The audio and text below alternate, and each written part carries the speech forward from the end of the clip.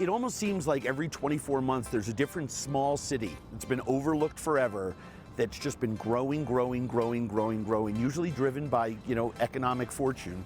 I mean, the innovation in food across the country right now has been so profound and so interesting. Like, even 20 years ago, you used to go to Chicago, LA, San Francisco, and New York to eat.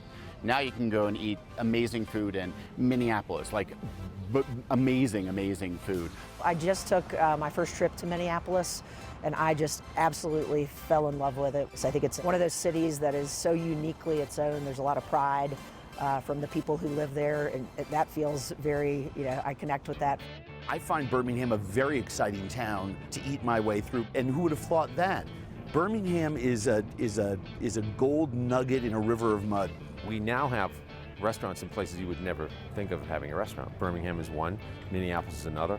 I think Buffalo has some great food. Some of my favorite sort of undercover food cities these days are Denver. Amazing food scene, tons of young, innovative chefs there. All I hear about is Nashville and Louisville.